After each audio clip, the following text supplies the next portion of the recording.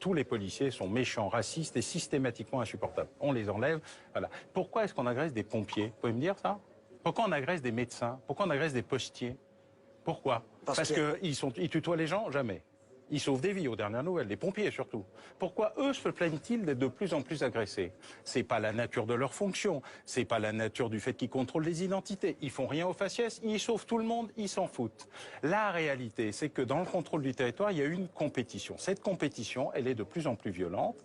Elle provoque réellement des exactions policières et aussi quand vous prenez des insultes, des crachats et des projectiles divers sur la gueule pendant 3 heures, je vous suggère d'essayer et de me dire quel est l'état de votre réaction, qui va être le sourire vis-à-vis de ceux qui vous les provoquent, ou éventuellement un geste interdit mais humain, qui vise à sortir n'importe quel équipement pour s'en sortir ou pour marquer son désagrément. C'est ça le problème. Votre univers merveilleux et magnifique, où ils sont tous des fascistes, des racistes et des extrémistes, et des méchants et tout ça, est merveilleux. Alors, mais vous ne prenez pas en compte les deux réalités du... Non, mais on va parler de rien. Parlons d'univers merveilleux. Monsieur Bauer, vous êtes... Non, mais vous ne répondez pas à la question sur les pompiers. La vraie question, c'est plutôt...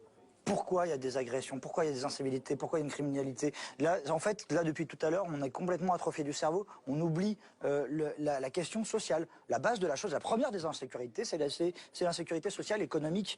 Et du coup, le vol, le crime, tout ça ne vient pas comme ça, comme une maladie qui, d'un seul coup, prendrait quelqu'un qui, ah, c'est un criminel, c'est fini. Et du coup, il va occuper son territoire, etc. Non, c'est plutôt parce qu'il y a une concentration de... toutes les inégalités sociales possibles et du coup certains pour essayer de s'en sortir vont prendre des chemins de traverse et vont aller vers des actes illégaux. Dans nos quartiers, c'est...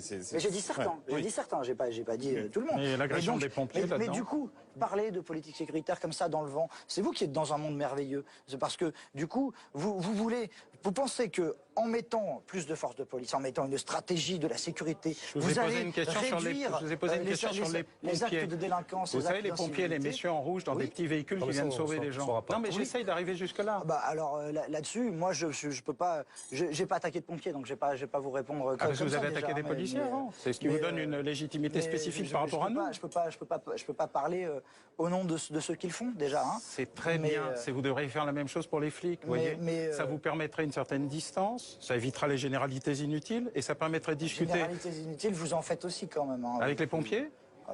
Donnez-moi un pompier qui est coupable et qui, par sa fonction, mérite d'être agressé.